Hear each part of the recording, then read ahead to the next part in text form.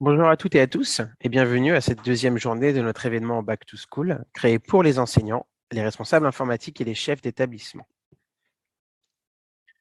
Je suis Corentin Racine, responsable compte éducation chez Jamf et je vais vous présenter le programme de cette deuxième matinée. Comme vous le savez, cet événement se déroule sur 3 jours et est composé de 3 grandes parties. La première, les conférences live, commenceront tous les jours à partir de 10 heures. La deuxième, à travers une fonctionnalité de networking qui vous permet de rencontrer et d'échanger avec d'autres participants. Et enfin, la dernière, vous aurez accès à des ressources supplémentaires sur nos solutions et le déploiement d'appareils Apple. Vous aurez aussi l'accès au replay de ces sessions si vous n'avez pas pu y assister tout au long de la semaine. Donc, vous pourrez facilement naviguer entre ces différentes rubriques à partir de cette page d'accueil. Vous verrez aussi sur la droite le chat de l'événement et lorsque vous participez à une des conférences, vous aurez aussi une rubrique questions pour poser vos questions tout au long de la session. Donc sans plus attendre, voici le programme du jour. Dans un premier temps, nous passerons la main à Mathieu Castel pour une présentation autour des fonctionnalités d'accessibilité disponibles sur les appareils Apple pour rendre l'apprentissage accessible pour tous. Ensuite, nous aurons le plaisir d'accueillir Christophe Gomez de l'association Agir pour l'école. Lors d'un échange avec Guillaume Pereira, vous découvrirez leur expérience avec Jamschool et le déploiement d'iPad qui a été effectué. Et enfin, nous terminerons la matinée avec une présentation de l'application Caligo, une application pédagogique d'apprentissage de l'écriture. Donc nous allons maintenant passer à notre première session de la journée, rendre l'apprentissage accessible à tous avec Mathieu Castel. Mathieu, c'est à toi. Nous allons parler sur une thématique très importante. Il s'agit de rendre l'apprentissage accessible à tous avec Apple. Apple ne conçoit pas des produits uniquement pour certaines personnes ou même la majorité d'entre elles. Apple les conçoit pour tout le monde. C'est pourquoi tous les appareils Apple sont dotés de puissantes fonctions d'accessibilité pour répondre aux besoins de chaque utilisateur en matière de vision, d'audition, de motricité et d'apprentissage. Chez Jamf, nous sommes convaincus qu'il faut rendre l'apprentissage accessible à tous, et grâce à l'introduction de l'iPad et du Mac dans votre école, ces appareils peuvent être adaptés à tous les besoins de vos élèves, qu'il s'agisse d'un appareil de communication, d'un agenda, d'un lecteur ou bien d'autres choses encore. Les élèves peuvent collaborer, créer et échanger dans un environnement moderne parce que l'iPad et le Mac deviennent une technologie d'assistante puissante et financièrement intéressante. Les enseignants découvrent de nouvelles possibilités de personnaliser l'apprentissage à l'aide des appareils Apple. Ces appareils permettent également de préparer les élèves à mener une vie indépendante en suivant leur journée à l'aide des applications calendrier, rappel, ainsi que d'une grande variété d'applications de communication. Avec Apple, les élèves peuvent apprendre d'une manière qui répond à leurs besoins spécifiques. VoiceOver leur lit à voix haute et leur guide dans des actions telles que l'ouverture d'un document ou la sélection de menus. La dictée convertit les mots prononcés en texte. Et puis Siri les aide à gérer les tâches quotidiennes comme l'établissement d'un rappel pour un examen. Cette session présente quelques-unes des fonctionnalités intégrées à l'iPad et au Mac, que vous pouvez même d'ailleurs utiliser pour aider tous vos élèves. Vous entendrez également des exemples de mes expériences personnelles d'appareils Apple qui aident les apprenants en classe, ainsi que des exemples d'accès équitable dans un environnement d'apprentissage hybride. Enfin, nous conclurons la session par 5 conseils pour créer des ressources numériques inclusives afin de toucher tous les élèves. Mon nom est Mathieu Castel et je suis Systems Engineer chez Jamf. Alors avant de rejoindre Jamf, j'ai travaillé dans de larges organisations pour déployer des appareils iOS et iPadOS à tout type d'utilisateurs et dont certains pouvaient avoir des difficultés visuelles ou motrices à la prise en main de ces appareils et pour lesquels les fonctionnalités d'accessibilité d'Apple ont été précieuses. C'est pourquoi cette thématique me touche tout particulièrement. Je suis très heureux de pouvoir partager aujourd'hui mon retour d'expérience avec vous aujourd'hui. Si vous avez la moindre question, n'hésitez pas à me contacter. Alors commençons par nous demander ce qu'est un handicap. Un handicap, c'est une condition physique ou mentale qui limite les fonctions physiques, sensorielles ou mentales d'une personne. Ces limitations peuvent être de type auditif, cognitif, neurologique, physique, parole, visuel et psychologique. L'accessibilité des élèves à l'école fait l'objet d'une attention croissante dans le monde entier, qu'il s'agisse de la récente augmentation du financement consacré à l'accessibilité des écoles en Australie ou de l'initiative pour l'éducation inclusive de la Banque mondiale. Des programmes similaires voient le jour partout dans le monde. Selon l'Organisation mondiale de la santé, 15% de la population mondiale souffre d'une forme de handicap, ce qui a des répercussions sur les établissements d'enseignement, l'emploi et la vie familiale aux quatre coins du monde. En France, il y a 12 millions de personnes qui sont en situation de handicap, parmi lesquelles plus de 360 000 élèves en situation de handicap. L'accessibilité consiste à faire en sorte que les bâtiments, les méthodes d'enseignement, les outils et les technologies soient conçus de manière à ce que les étudiants handicapés puissent les utiliser. Commençons par l'une des valeurs fondamentales d'Apple, l'accessibilité. Les produits d'Apple sont conçus avec des fonctions d'accessibilité intégrées, permettant à chacun d'apprendre et de créer de manière qu'il convient le mieux. Parce que la technologie est plus puissante lorsqu'elle donne des moyens à tout le monde.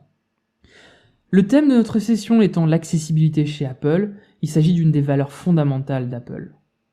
Les produits Apple sont conçus avec des fonctionnalités d'accessibilité à nouveau pour apprendre et créer de la manière qui convient le mieux à chacun. Il existe de nombreuses fonctionnalités d'accessibilité et en voici quelques-unes. On va parcourir les principales d'entre elles. Pour certains étudiants, c'est la différence qui fait qu'ils peuvent ou non accéder à l'apprentissage. L'accessibilité rend l'apprentissage possible pour tout le monde. VoiceOver, c'est un lecteur d'écran ultra performant qui décrit exactement ce qui se passe sur votre appareil. Des descriptions vocales des éléments figurant à l'écran vous permettent de parcourir facilement votre écran à l'aide d'un clavier Bluetooth ou de gestes simples sur un écran tactile ou un trackpad. Et grâce à un rotor virtuel exclusif qui s'utilise comme un cadran sur le trackpad, il devient vraiment très simple d'explorer des contenus tels que des sites web. Voilà à quoi ressemble VoiceOver quand on l'applique et quand on l'active. VoiceOver on. Settings. Photo. Keynote. Double tap to open. Numbers. Pages. Comme vous voyez, VoiceOver lit l'ensemble des éléments qui sont à l'écran. Passons maintenant à ce qui se passe à l'écran avec une seconde fonctionnalité qui est Zoom. Zoom, comme son nom l'indique, c'est une loupe qui vous permet d'agrandir le contenu qui s'affiche sur votre écran.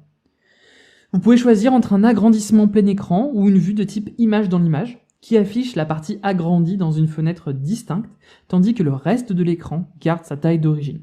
Comme Zoom fonctionne avec VoiceOver, vous voyez et entendez mieux tout ce qui se passe à l'écran. La fonctionnalité réduire-agrandir sur Mac vous permet de voir des contenus de très près et de loin en même temps.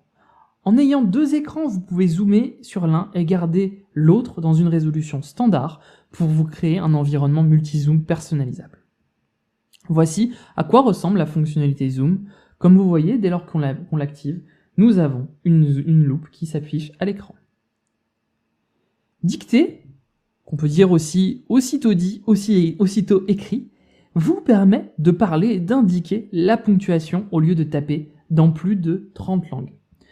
Allez dans n'importe quel champ de texte, touchez le bouton micro du clavier et dictez votre texte. C'est aussi simple que ça, et dicter est disponible sur iPhone, iPad, Mac, Apple Watch, Apple TV et iPod Touch. Avec Assistive Touch, vous pouvez adapter votre écran tactile à vos exigences physiques. Comme si un geste, pincer ou toucher ne vous convient pas, vous pouvez en fait le changer ou en créer un carrément sur mesure. Vous pouvez également personnaliser la présentation du menu Assistive Touch ou même imaginer une alternative à la pression sur le bouton principal de l'iPad, comme un simple toucher à l'écran. Et enfin, vous pouvez même connecter une souris Bluetooth pour contrôler un pointeur à l'écran grâce à Assistive Touch.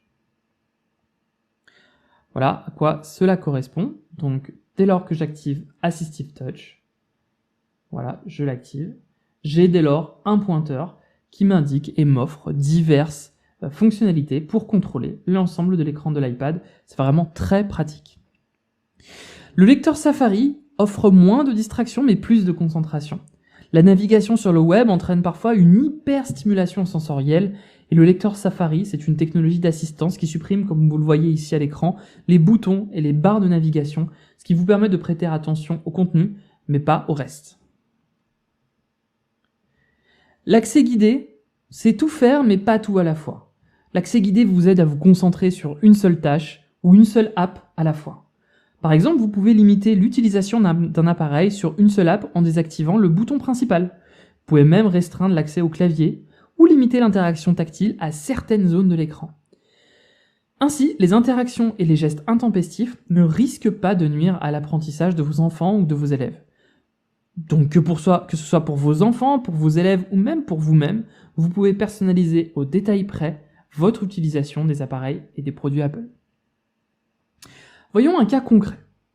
Dans une classe, un élève ou des élèves peuvent avoir des troubles de vue.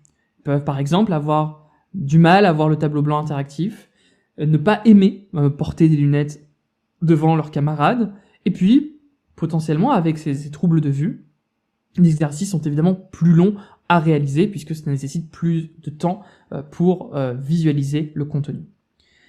Ce contenu, d'ailleurs, peut être disponible dans des appareils qui sont disponibles à travers Google Classroom. Alors, en utilisant les fonctionnalités d'accessibilité de l'iPad et en les cumulant, vous pouvez par exemple augmenter la taille du texte, le mettre en gras, augmenter le contraste et même pouvoir utiliser des filtres de couleurs pour certains types de déficiences visuelles comme une déficience de type daltonien. Avec toutes ces applications à portée de main, les élèves disposent d'outils pour améliorer leur apprentissage. C'est très puissant, mais avec un contenu et des informations disponibles partout dans le monde, les élèves ont besoin de conseils et d'aide pour éliminer les distractions et se concentrer sur l'apprentissage. Le rôle de l'enseignant devient de plus en plus un facilitateur à mesure que les élèves prennent confiance dans leurs outils numériques et expriment leur apprentissage par le biais de leur propre choix d'application et de support. Mais alors comment donner aux équipes informatiques, aux enseignants et aux parents les moyens de guider les élèves dans la bonne direction ? Jamf offre une multitude de solutions, à commencer par l'application Jamf School Teacher, qui donne aux étudiants les outils nécessaires pour gérer leur classe et permettre aux élèves de rester concentrés sur leur éducation. Avec l'application Jamf School Teacher, vous pouvez par exemple restreindre instantanément les sites web, les applications, l'appareil photo et bien plus encore. Vous pouvez même verrouiller tous les appareils des élèves en même temps avec un message personnalisé. Lancez simplement l'application Jamf School Teacher et vous voyez ici que sur l'iPad de l'enseignant et de l'étudiant qui se trouve à droite, l'enseignant peut simplement choisir sa classe et définir par exemple sur l'iPad de Michelle Jones, que l'on voit à droite, les différentes restrictions. Comme par exemple choisir une application comme Google Classroom, Explain Everything et Manipulative of the Week pour s'assurer que l'iPad de Michelle reste focalisé sur sa tâche de mathématiques à laquelle elle est assignée. Regardez l'iPad de Michelle qui se trouve à droite, on voit que les applications ont disparu et il ne reste que les applications que son enseignant a sélectionnées pour elle. Michelle peut ensuite définir et a la liberté de passer d'une application à l'autre tant que ces applications lui sont assignées et qu'elle y a accès pendant sa session de classe. Deuxième population que l'on peut aider, puisque l'on a maintenant couvert les enseignants, parlons de l'apprentissage des élèves à la maison. Et Jamf vous couvre avec son application Jamf Parents. L'application Jamf School Parents fournit des contrôles de gestion aux parents en leur donnant la possibilité de limiter les applications et les fonctionnalités de l'appareil de l'école à l'école de votre enfant. Voyons par exemple comment le parent de Michel peut aider celle-ci à se concentrer sur son apprentissage à la maison sur son iPad. En cliquant sur Michel dans ses applications, dans son application Jamf Parents, le premier onglet lui permet de décider quelles applications sont autorisées sur son appareil. Le parent peut décider de désactiver toutes les applications qui sont classées parmi les catégories de l'App Store, et puis il suffit d'appuyer sur le bouton de basculement pour les désactiver. De cette manière-là, elles disparaissent sur l'iPad de Michel. Mais regardez, il est également possible d'autoriser que certaines applications pendant un certain temps. L'école de Michel utilise par exemple Google Classroom, et en quelques clics, la maman de Michel peut autoriser à utiliser uniquement Google Classroom, iMovie et Keynote pendant les 90 prochaines minutes.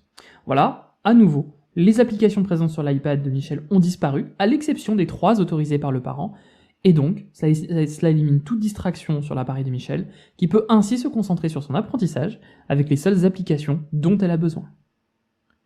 Jam School Student donne aux étudiants des permissions limitées à leurs propres appareils. C'est notre 3e application. Ça leur permet de se concentrer sur leurs études sans être distraits par des applications non autorisées.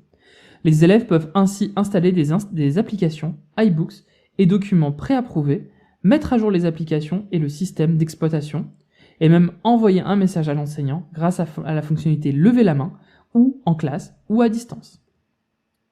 Maintenant, voyons comment créer des sources numériques accessibles à tous.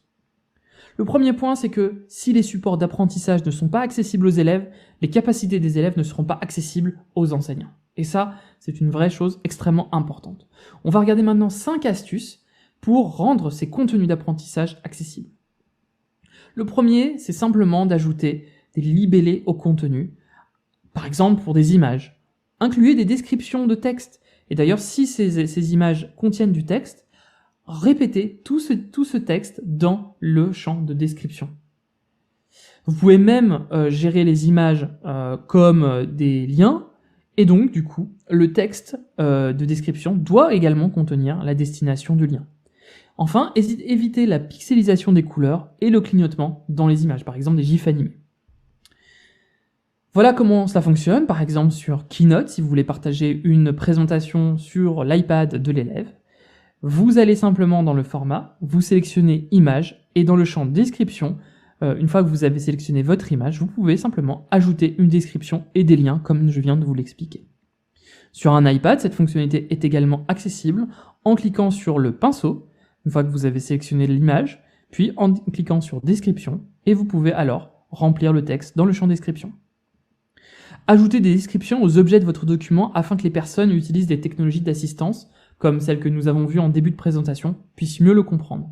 Images, audio, dessins, galerie d'images. Pour les dessins, vous pouvez même ajouter des descriptions aux dessins dans Pages and Numbers. Deuxième astuce, n'hésitez pas à utiliser une table des matières dans les documents Pages. De cette manière-là, l'élève pourra passer d'une page à l'autre très facilement en naviguant dans la table des matières, plutôt que de visualiser l'ensemble des pages pour trouver son contenu. Et donc, un élève qui a des déficiences visuelles sera plus facilement amené au contenu qui l'intéresse. Pour faire cela, eh bien, vous cliquez sur le bouton de la barre des tâches de Pages en haut à gauche et vous sélectionnez le bouton Table des matières ici que l'on voit dans cette illustration. Une fois que vous l'avez sélectionné, eh bien, vous voyez ici qu'une table des matières est générée automatiquement. C'est aussi simple que ça. Sur un iPad, de la même manière, il y a un bouton Table des matières et un élève pourra très facilement passer d'une section à l'autre simplement en cliquant sur l'onglet Table des matières, et cela est accessible également avec des fonctionnalités comme VoiceOver. Et donc ça, c'est vraiment important pour les élèves qui ont des déficiences visuelles. Ces tables des matières et ces éléments que vous avez créés peuvent aussi être disponibles dans la version PDF et dans l'application PDF utilisée par l'élève si vous ne partagez pas les documents ressources sur Pages, Keynote ou Numbers. De la même manière, que ce soit sur Pages ou Numbers, vous pouvez également ajouter des descriptions à l'ensemble de vos visuels.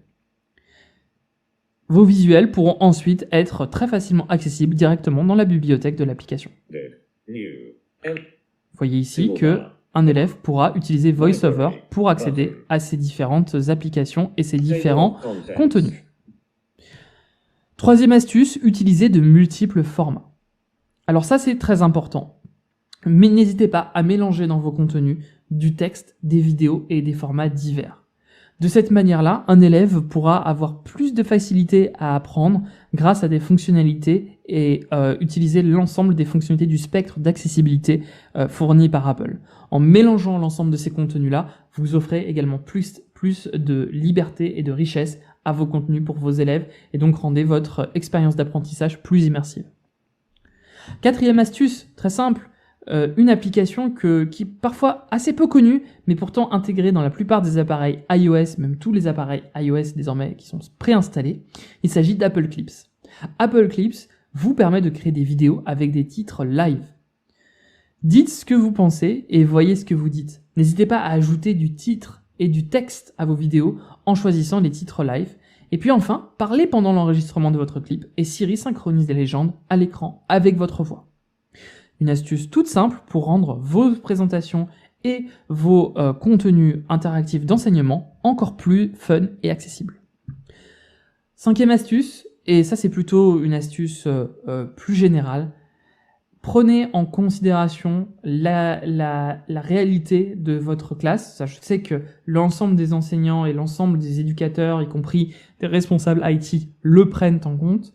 Mais ne considérez pas que les supports d'apprentissage, même si ce n'est pas vous qui l'avez conçu, si ça peut être un éditeur, eh bien, ne considérez pas que ces supports d'apprentissage sont accessibles à tous les élèves. Considérez que les élèves peuvent parfois ou pourront parfois avoir des difficultés d'accéder à ces supports d'apprentissage. Et n'hésitez pas à utiliser l'ensemble des fonctionnalités que je vous ai montrées au cours de cette présentation, que ce soit les fonctionnalités d'Apple d'accessibilité, les fonctionnalités de Jamf comme Jamf School Student, Jamf School Teacher ou Jamf School Parent pour rendre votre expérience d'enseignement encore plus accessible à l'ensemble de vos élèves. En résumé, et en plus de toutes ces fonctionnalités, vous disposez d'options d'accessibilité qui garantissent que tous les utilisateurs, quelle que soit leur capacité physique, ont la possibilité d'utiliser avec succès des technologies de pointe fournies par Apple. Les applications Apple et Google fonctionnent parfaitement ensemble et les flux de travail simples sont intégrés pour les rendre plus performantes. Et enfin, avec Jamf Teacher et Jamf Parent, nous pouvons nous assurer que les élèves se concentrent sur leur apprentissage, éliminer les distractions et faciliter une expérience d'apprentissage qui soit flexible pour leur permettre d'explorer et d'exprimer leur créativité, mais aussi sûre et axée sur la tâche à accomplir. L'essentiel de tout cela, c'est qu'Apple a créé le meilleur appareil informatique personnel au monde avec l'iPad. Ils n'ont pas commencé avec l'idée de créer un appareil qui pourrait être verrouillé, géré et contrôlé. Non, ils n'ont pas commencé par là. Ils ont créé un appareil qu'une personne pourrait aimer. Et ils l'ont fait de la meilleure manière. Chez Jamf, la raison pour laquelle nous sommes si attachés à la technologie Apple, c'est parce que ces plateformes placent les étudiants et les utilisateurs au centre de l'équation. Nous pensons que pour une école dotée d'un écosystème Google, par exemple le Chromebook, ce n'est pas la seule option. L'iPad, c'est une meilleure option. C'est la meilleure des deux approches qui offre à l'ensemble de la communauté scolaire, enseignants, élèves et parents, les outils nécessaires pour faire la différence. Et ce n'est que le début du parcours. Cette session a vraiment pour but de susciter un processus de réflexion, de donner aux enseignants et aux directeurs d'école un aperçu des possibilités offertes par l'iPad. Mais c'est vrai qu'il y a un écosystème et l'appareil seul ne sont pas la clé du succès. Donc, regardons ces ressources d'accessibilité supplémentaires, comme par exemple le site d'Apple, apple.com/fr/accessibilité. N'hésitez pas également à vous rendre sur jamf.com pour en apprendre plus et découvrir plus d'informations sur Jamf School et les technologies Jamf en lien avec Apple. Passons maintenant à la fin de cette session à une phase de questions-réponses. Et donc, vous avez directement un chat intégré et vous pouvez vous poser vos questions et je vais y répondre dans un instant. À tout de suite.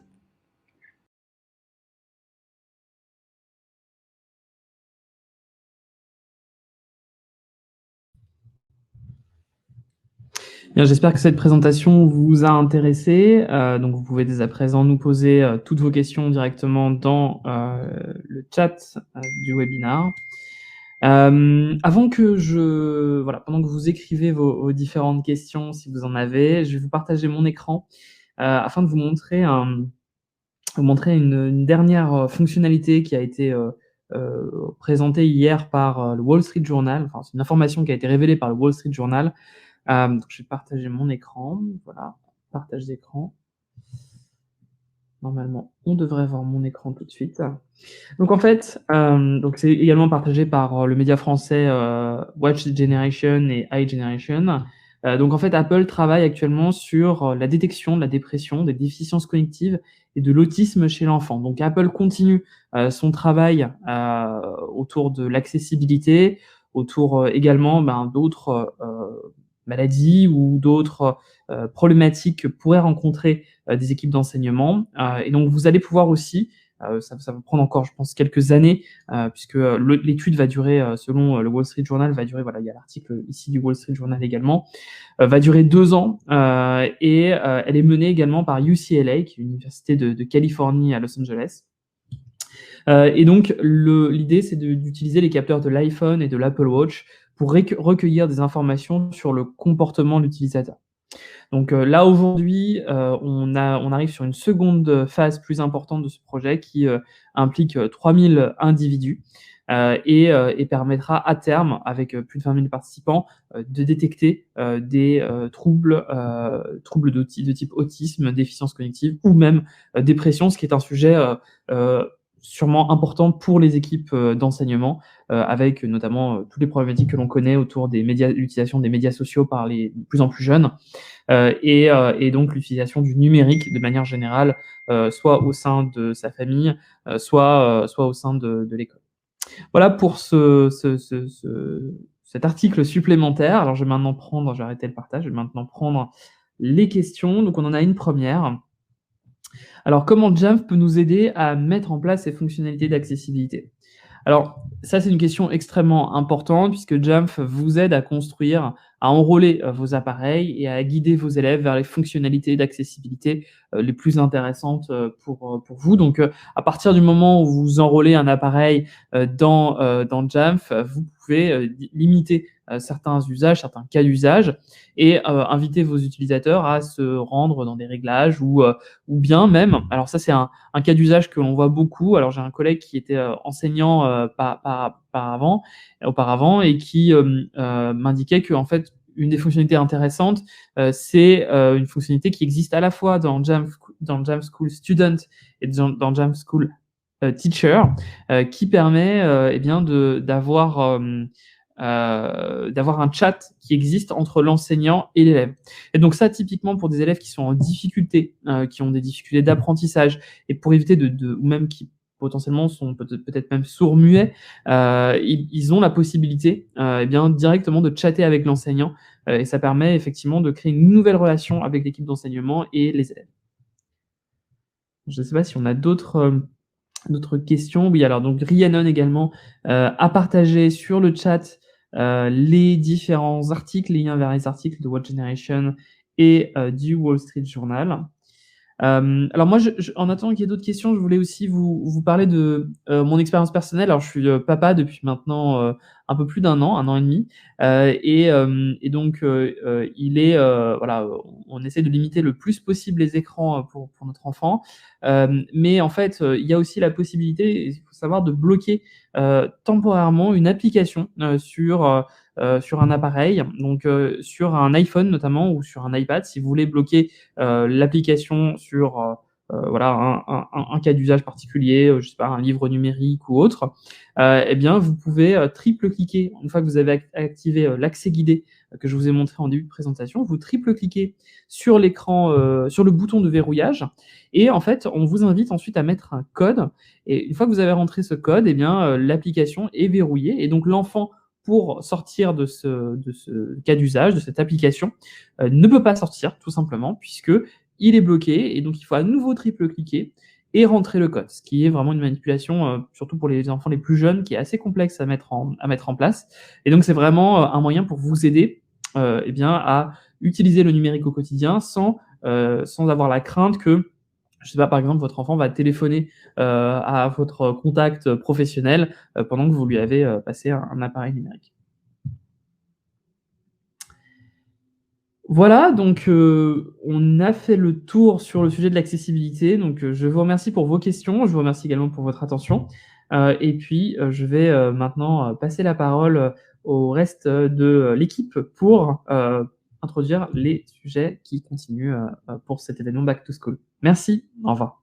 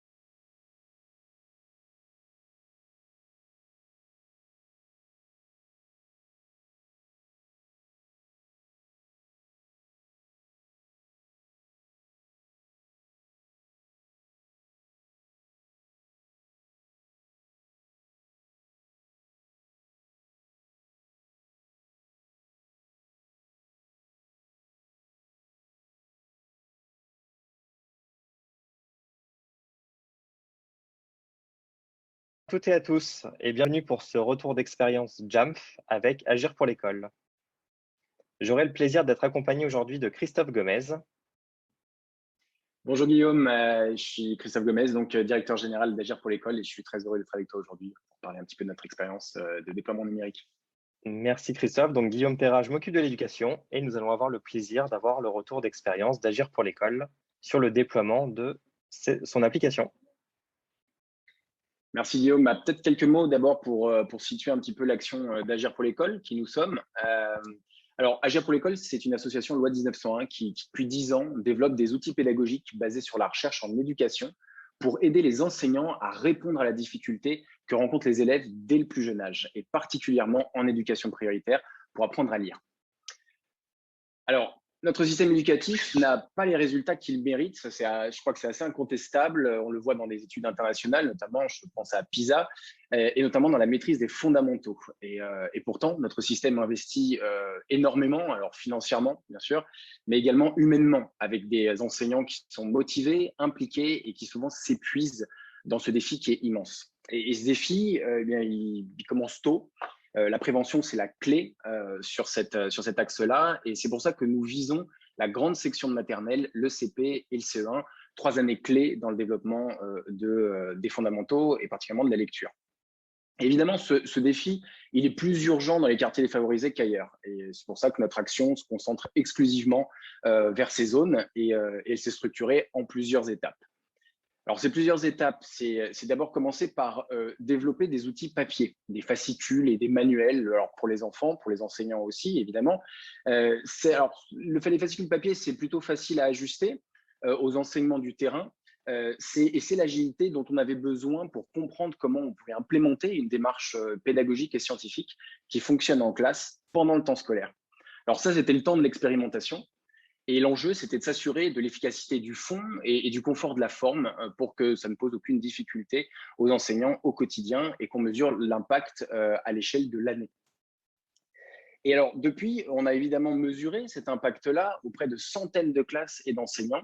On a publié notre résultat, notre démarche, notre inspiration elle est scientifique, notre démarche aussi elle est scientifique jusqu'à la publication de nos résultats avec les chercheurs avec qui nous travaillons. Et en suivant cette progression, un élève en difficulté rattrape 30% de son retard en lecture. Donc c'est majeur, c'est important et évidemment on a envie de le déployer auprès du plus grand nombre d'élèves fragiles. Alors on a au même instant conduit une étude sur le temps d'apprentissage. Ça c'est extrêmement important et ça va ouvrir sur notre échange sur le numérique. Et cette étude-là, elle met l'accent sur les interactions individuelles avec les enfants qui ont un impact majeur sur leur progrès. Elles sont la clé, ces interactions individuelles, et c'est cette conclusion qui nous a donné une idée. Cette idée, c'est de développer des applications numériques, en plus de notre set papier, et avec une application ou des applications qui permettraient à chaque élève de progresser à leur rythme donc, et sur le long chemin de l'apprentissage de la lecture. On pourrait ainsi démultiplier les forces des enseignants. Et alors, ces enseignants, on les aimerait partout et toujours là, mais évidemment, ils ne peuvent pas toujours, non seulement pendant le temps scolaire, mais encore plus, évidemment, quand l'école ferme ses portes. Et je pense notamment aux vacances scolaires. Alors, tout ça, c'est une belle piste qui nous occupe énormément aujourd'hui et dont on va parler plus en détail avec toi, Guillaume. Merci beaucoup. Je pense que c'est une présentation qui est très claire sur qui est Agir pour l'école et quels sont aujourd'hui vos axes de recherche. Concrètement, la partie numérique nécessite, j'imagine, de déployer du matériel à distance, peut-être sur plusieurs sites. Quelle a été la phase de travail sur cet axe de déploiement? Alors, cet axe de déploiement, il se fait autour d'une application, je l'ai dit, la piste dont je parlais à l'instant, la piste de développement numérique, ça conduit à une application, une méta-application avec plusieurs modules qu'on a nommé du son au mot. Alors, elle couvre aujourd'hui le travail de la phonologie, le travail des sons, de la langue. C'est vraiment une compétence tout à fait première dans l'apprentissage de la lecture. Le code alphabétique, ensuite, avec le travail des lettres et leur combinaison pour former des syllabes et des mots. Alors, cette application, elle fonctionne hors ligne. On va voir, ça a des implications pour s'adapter à des contextes où l'infrastructure est assez disparate. Elle a un moteur de reconnaissance vocale qui a été développé par nous et spécialement dédié à cet apprentissage-là. Et au fil de, voilà, concrètement, au fil d'une cinquantaine de jeux, les enfants progressent à leur rythme et trouvent l'occasion de réinvestir ce qu'ils ont vu en classe ou de découvrir de nouveaux sons, de nouvelles lettres. Et la suite, alors on a parlé de tout un set de livrets papier, et évidemment, il n'y a pas que ces deux compétences dont je viens de parler qu'on doit mobiliser dans l'apprentissage de la lecture. On a d'autres compétences dont on parlera un petit peu après, et tout ça est en cours de production. On travaille notamment sur un moteur spécifique pour le travail des textes, de la compréhension et du vocabulaire. Mais revient peut-être à cette application du son au mot, c'était ta question. Évidemment, elle n'est pas arrivée d'un coup et telle qu'on la connaît aujourd'hui. On a eu d'abord un premier stade qui est le temps du développement, le stade du labo, la petite échelle avec une petite quinzaine de classes. Et alors, à ce moment-là, l'application, elle était peut-être un peu austère. Elle était très designée pour la classe et pour l'utilisation par un professionnel de l'éducation. Et on collait beaucoup aux enseignements qu'on avait eus sur le papier et cette progression qui avait été si efficace. À cette époque-là, on avait un parc d'une centaine de tablettes. On passait par une licence Enterprise Programme d'Apple. Et puis, j'installais tout à la main avec un hub 20 ports préparé pour l'occasion. D'ailleurs, je l'ai là, petite relique. Voilà, donc c'est assez artisanal. Bon, c'était pas confortable, hein, c'était pas confortable à cette échelle-là, mais évidemment, bon, on s'en sortait. En 2019, on réfléchit déjà pas mal à ouvrir l'utilisation hors de la classe. Juste avant, j'ai parlé de tout ce qu'on a fait avec les classes. Et évidemment, la tentation a été grande de pouvoir proposer en dehors de la classe, pour créer du temps d'apprentissage en dehors de la classe, cette application-là. Avec l'idée, bien sûr, d'adapter l'outil et en permettant comme ça aux enfants de trouver du temps d'apprentissage dans des lieux et dans des moments où on nous confiait que ça n'arrivait pas. Et puis, 2020 est arrivé, avec la crise sanitaire, qu'on ne présente plus. Et ça nous a fait basculer. L'école a résisté énormément, mais elle a dû fermer et reprendre comme elle a pu. Et donc, on a vite décidé à ce moment-là de proposer notre application dès l'été, dès cet été-là, via des partenaires, des centres de loisirs, des centres sociaux. Et spontanément, on a 300 familles, plus de 300 familles qui se sont engagées dès cette première édition-là. Donc, on avait mobilisé pour cette action-là 500 iPads, qui pourraient nous permettre de prêter clé en main aux partenaires motivés les outils pour construire un temps d'apprentissage au milieu du loisir, qui était leur métier premier. Et alors, la préparation, ça s'est fait avec un Apple Configurator qui a tourné à plein. On a eu quelques scripts qui ont permis d'automatiser quelques segments, mais toujours cette logique in-house pour les licences, avec les difficultés que ça pose de devoir manifester toujours une confiance dans le développement, donc avec des connexions sur le terrain pour confirmer que le développeur est bien identifié. C'est assez complexe, tout particulièrement avec des partenaires qui ne sont pas spécialement des administrateurs de ce type d'outils. Honnêtement, c'était long, c'était difficile toute cette préparation-là, et c'était vraiment pas idéal.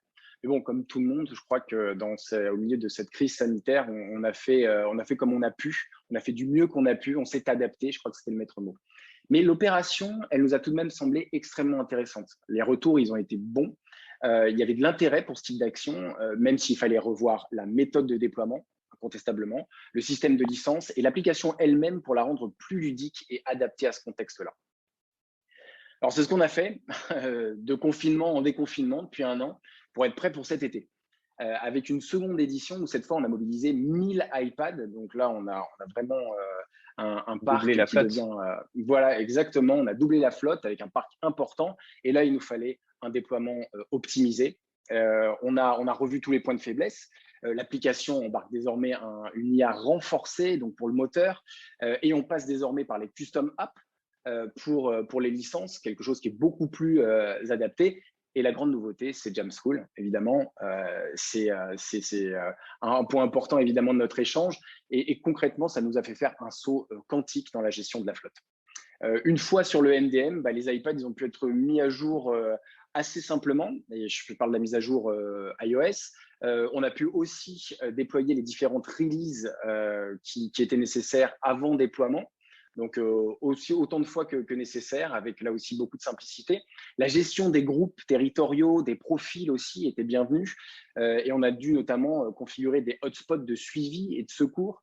Donc, tous ces éléments un peu satellites ils ont pu trouver une gestion distante et assez confortable via le MDM, via Jamschool. Donc ça a été vraiment quelque chose une révolution sur cet aspect-là pour nous. On a également pu nous servir de cet outil-là, de Jamschool, pour la logistique. Parce que quand on envoie 1000 tablettes du nord au sud, c'est mieux de savoir où elles se trouvent, pouvoir les situer. Donc vraiment une révolution bienvenue et qui nous rassure évidemment pour les prochaines étapes de passage à l'échelle.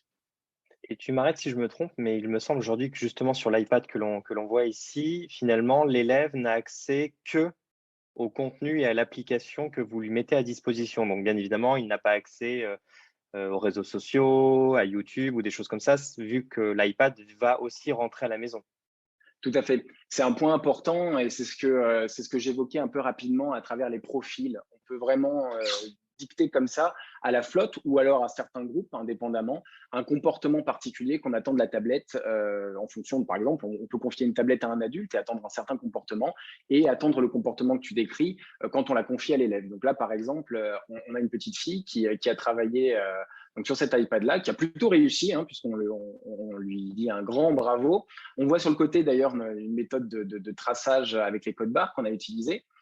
Et on voit d'ailleurs, c'est peut-être un peu petit là, mais on voit les informations qu'on a configurées sur le MDM pour identifier l'iPad.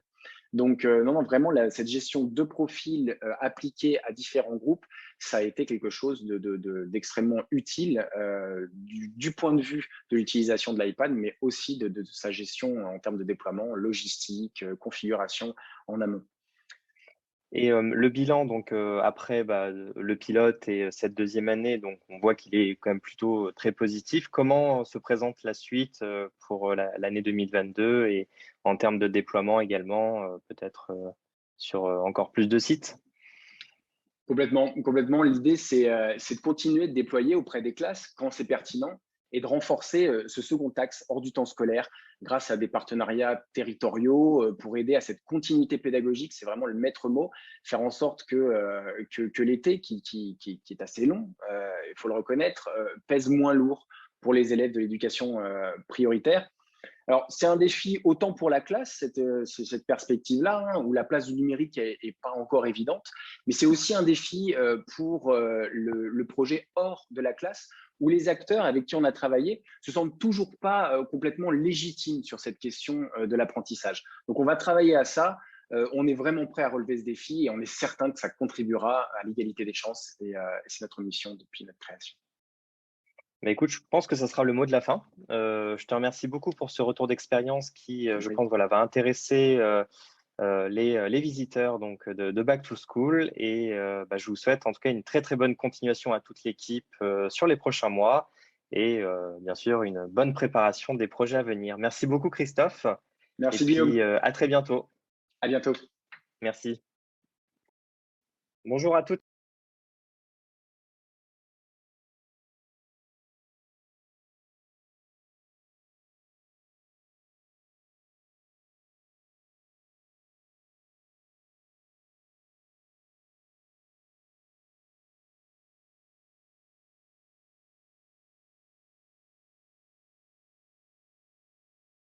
À tous.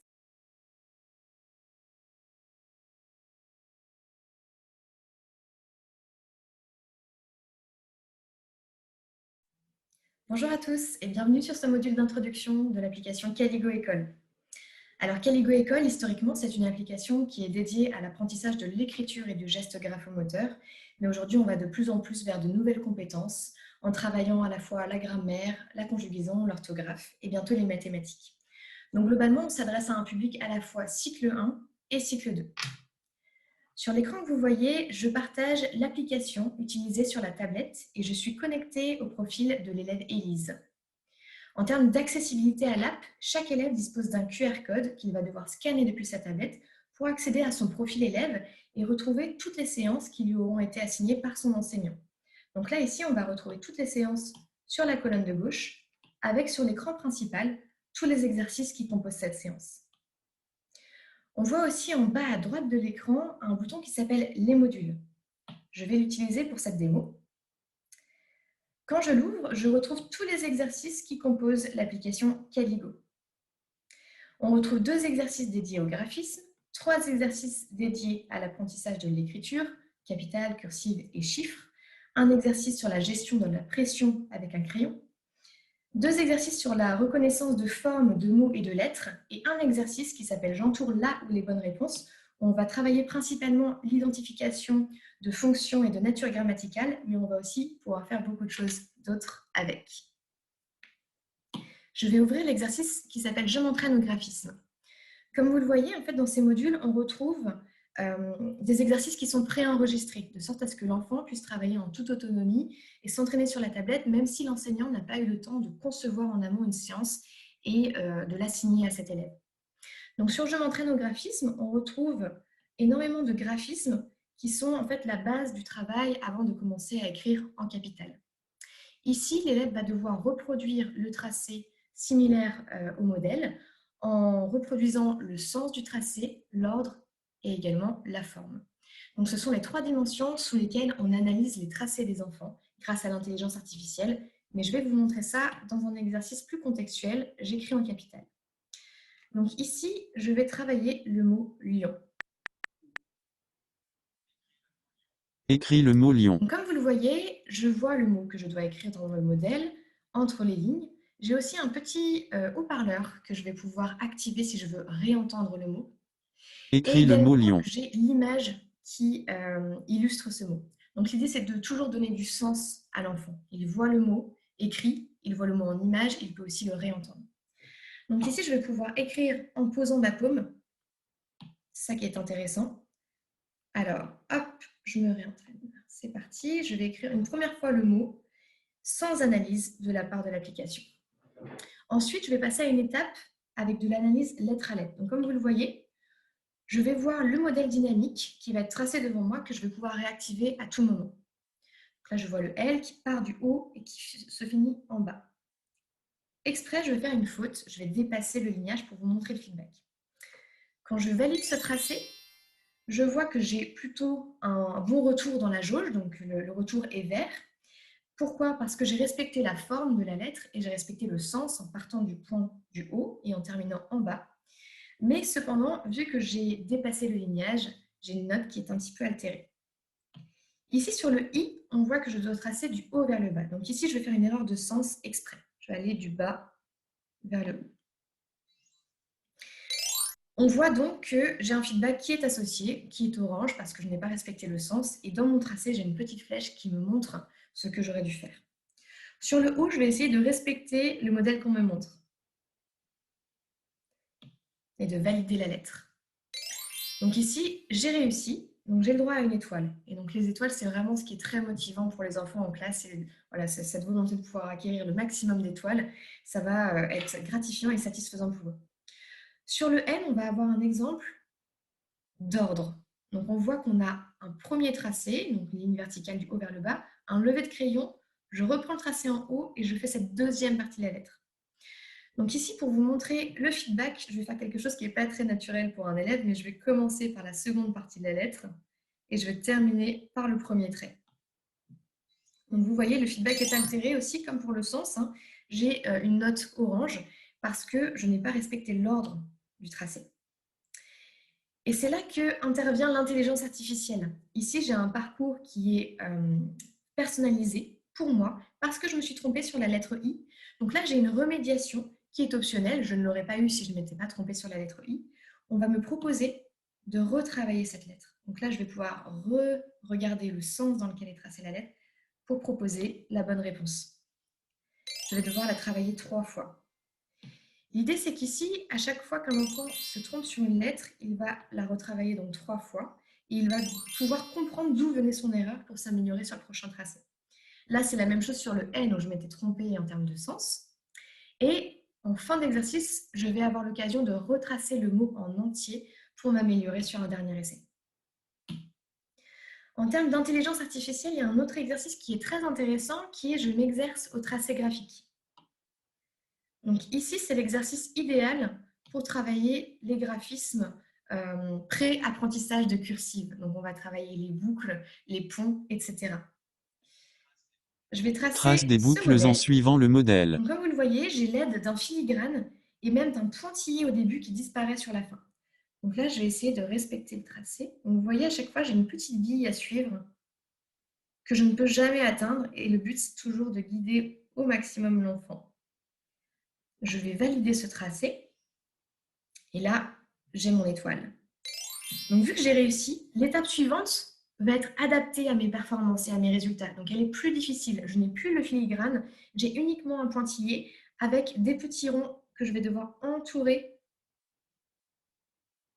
Voilà. Donc là, je réussis encore. Et l'étape suivante va se corser à nouveau. Donc là, cette fois-ci, je n'ai même plus les petits ronds. J'ai uniquement le pointillé. Donc, imaginons que c'était la difficulté de trop pour moi et que je vais faire quelque chose, voilà, de forcé, mais de pas bon. L'exercice va se réadapter en me proposant quelque chose d'à nouveau plus facile. Donc là, je retrouve un filigrane avec des pointillés qui va disparaître sur la fin. Donc si là, je me retrompe à nouveau, je vais encore passer sur une étape plus simple où le filigrane va continuer pour m'accompagner au maximum dans mon tracé. Donc là, le but, c'est de toujours positionner l'enfant en position de réussite. À chaque fois, il a l'occasion de se réentraîner avec une aide pour accompagner ses résultats. Donc, c'est vraiment 100% personnalisé. On peut passer à l'exercice en cursive qui dispose de deux modes différents. On a un mode lettre à lettre et un mode levée de crayon. Donc, le mode lettre à lettre, il est très intéressant lorsqu'on commence tout juste à apprendre à écrire en cursive. Je vais travailler le mot sel. Comme vous le voyez Écris ici la déjà, lettre ce qui est C. intéressant, c'est la disposition du modèle dynamique qui est situé à gauche. Pourquoi est-ce qu'elle est à gauche? Parce que dans mon profil élève, j'ai renseigné Élise avec une latéralité de droitier. Donc j'ai dit qu'elle était droitière. Forcément, si elle est droitière, elle va avoir besoin de poser sa paume droite sur l'écran. Et donc, pour ne pas cacher le modèle, on dispose le modèle à gauche. Donc de cette manière, je peux écrire en posant ma paume et en voyant le modèle. Si j'avais renseigné que j'étais gauchère, j'aurais eu l'inverse. Donc sur ce mode lettre à lettre, on va travailler le mot lettre par lettre, comme ça s'entend. Donc c'est vraiment pour débuter la cursive. Et puis ensuite seulement, on va aller travailler le mot par groupe de lettres. Donc par exemple, sur le mode levé de crayon, ici vous allez voir, je travaille Écris déjà le mot le sel. mot en entier en premier jet. Et ensuite, je vais travailler par groupe de lettres. Donc là, je vais devoir associer C, E et L, etc. Donc ça, c'est déjà pour un niveau un peu plus avancé. Un exercice aussi intéressant, c'est la gestion de la pression du crayon. Donc ça, c'est vraiment un exercice qu'on va pouvoir faire uniquement sur tablette, où on va pouvoir analyser la pression et puis donner un feedback associé. Une mauvaise gestion de la pression peut avoir des gros incidents sur le geste graphomoteur. On voit beaucoup d'élèves transpercer leurs feuilles de papier avec leur stylo. Et donc ici, vraiment, on va venir travailler cette bonne gestion de la pression à travers en plus des exercices très ludiques. C'est un exercice qu'on ne va pouvoir pratiquer qu'avec un stylet actif, parce qu'avec le doigt, forcément, on ne va pas pouvoir reconnaître la pression. Donc, on a des exercices de type grattage qui sont assez satisfaisants aussi parce qu'on va aller découvrir les couleurs qui sont sous ce dessin. Par exemple, ici, j'applique une pression beaucoup trop légère.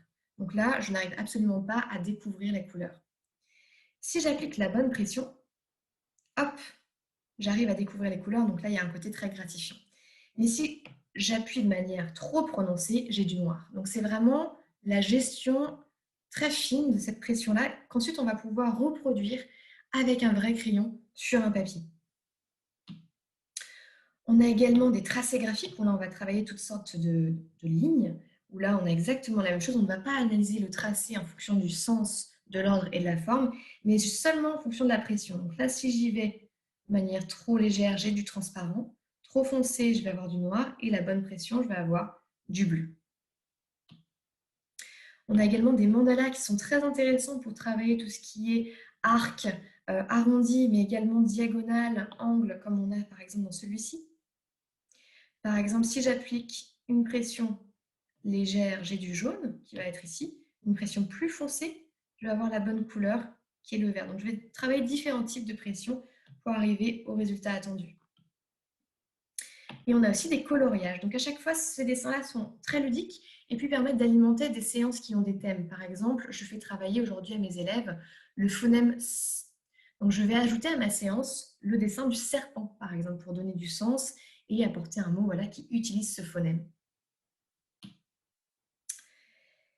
Ensuite, on va avoir 2 exercices sur la reconnaissance de formes, de lettres et de mots. Ce qui va être intéressant dans celui sur la reconnaissance des formes, c'est qu'on va travailler la psychomotricité fine. Donc l'enfant, surtout avec son doigt, va être amené à reconnaître des formes, donc un carré, un cercle, un triangle, dans un dessin. Donc c'est toujours très ludique. On va avoir le dessin d'un château et l'enfant va devoir détourer cette forme, etc. Sur la reconnaissance des mots et des lettres, ici on va pouvoir travailler par exemple la correspondance de différentes polices entre les scripts, la cursive et la capitale, comment reconnaître un B écrit en différentes polices, ou bien comment distinguer un B d'un P selon différentes polices, etc. Et puis même aller sur la reconnaissance de mots en entier. Donc là déjà on est plus orienté cycle 2 sur ce type d'exercice. On a l'exercice j'entoure là où les bonnes réponses, où on va travailler l'identification de groupes et fonctions nature grammaticale. Si je fais l'exemple du Entoure verbe, le ou les entoure là verbes où dans les la verbes dans la phrase phrase suivante, suivante. je vais à l'école et je suis content. Je vais par exemple entourer la bonne réponse pour le mot vais. Je vais me tromper, ensuite je vais entourer et je vais oublier suis. Si je valide de cette manière-là, la bonne réponse, là où j'ai bon, c'est entouré en vert. Là où je me suis trompée, c'est entouré en rouge et la bonne réponse oubliée est surlignée en vert. Ce qui est intéressant avec cet exercice, c'est qu'il est 100% personnalisable par l'enseignant. Donc, dans son espace dédié, que je vais vous montrer juste après, l'enseignant va pouvoir personnaliser l'instruction, mais également les bonnes réponses. Ça veut dire qu'en fait, l'exercice est une page blanche qu'on peut utiliser pour travailler l'identification de vocabulaire, de phonèmes, la conjugaison ou même les mathématiques. On peut poser un problème dans la consigne et proposer là où les bonnes réponses entourées. Donc, c'est vraiment quelque chose qui est très, très large et ce côté personnalisable ouvre un champ des possibles qui est assez extraordinaire dans cet exercice-là. Voilà, donc là j'ai fait le tour, je vous ai présenté à peu près la totalité des exercices et maintenant on va aller voir l'espace web.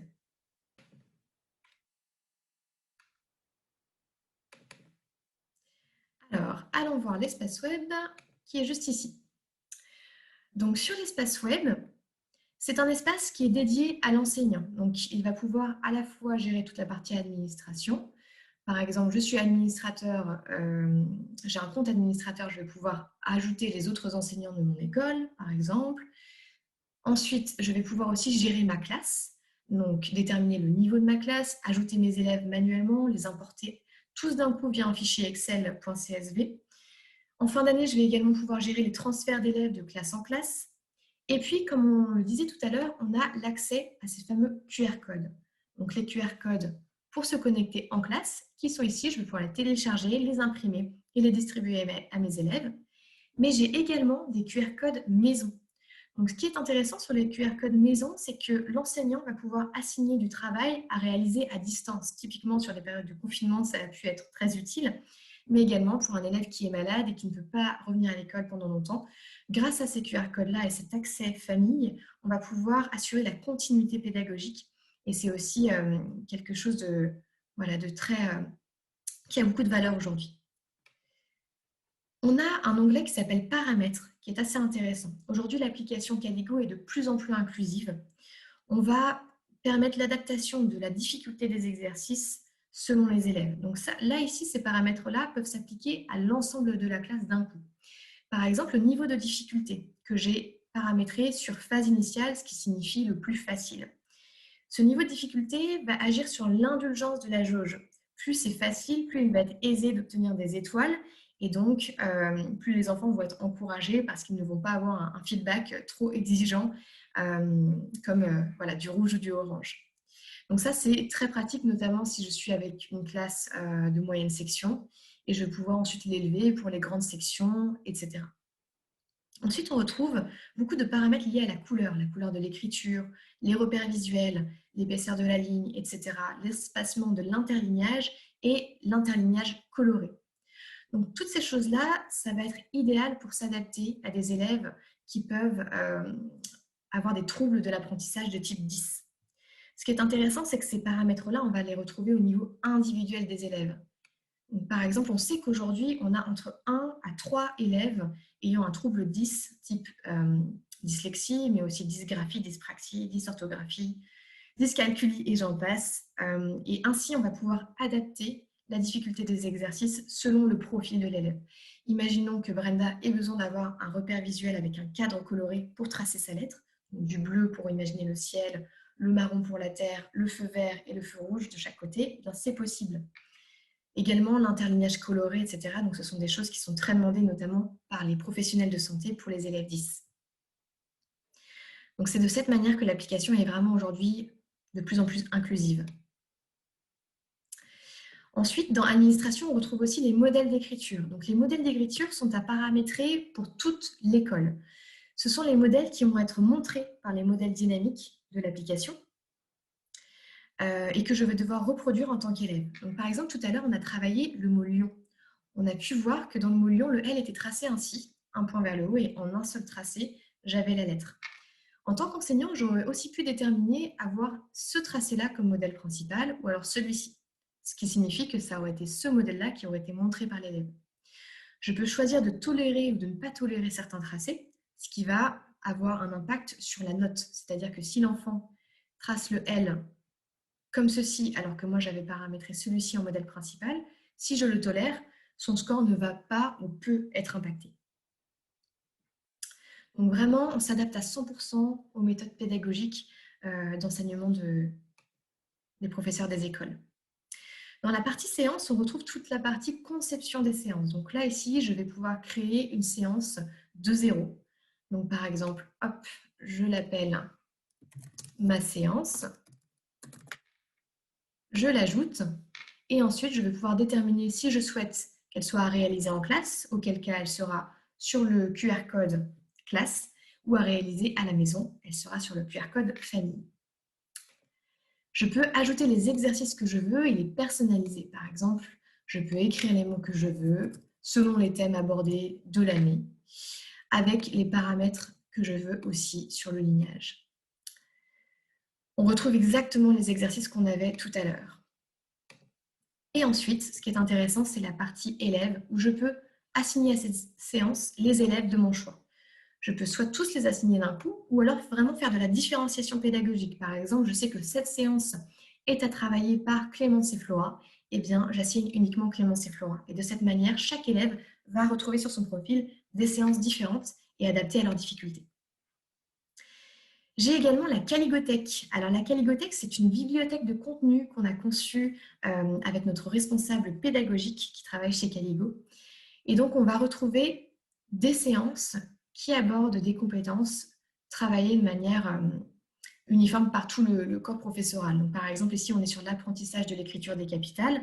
On va retrouver cet apprentissage décliné par leçon. On va avoir d'abord l'apprentissage des lettres droites, ensuite les lettres ovales, obliques, les combiner et on va finir par la lettre S. Donc ça, c'est vraiment une progression qui est suivie par l'ensemble des enseignants. Ici, on retrouve l'ensemble des exercices qu'on propose. Donc si je suis intéressée par cette séance, je vais pouvoir personnaliser la séance en termes de lignage, etc., adapter vraiment l'exercice à mes méthodes d'enseignement. Et si elle me plaît, je vais l'ajouter à mes séances. Si je clique sur « Voir la séance », je vais la retrouver dans mon propre portefeuille de séances. Et là, je suis libre de la personnaliser entièrement. Donc, je peux supprimer des exercices s'ils ne me conviennent pas. Je peux choisir de la réaliser en classe ou à la maison et assigner les élèves de mon choix. Et puis, la dernière partie qui est très intéressante sur l'espace web de l'enseignant, c'est la partie suivi des élèves. Où ici, en fait, on va retrouver tous les exercices, tous les résultats des exercices qui auront été faits par mes élèves. En fait, dès qu'un élève va faire un exercice sur tablette et qu'il va le valider, l'exercice, le résultat, va remonter vers l'espace web. Par exemple, ici, je peux voir que Brenda a réalisé la séance La rentrée à moitié ou même pas, seulement les 2 premiers exercices.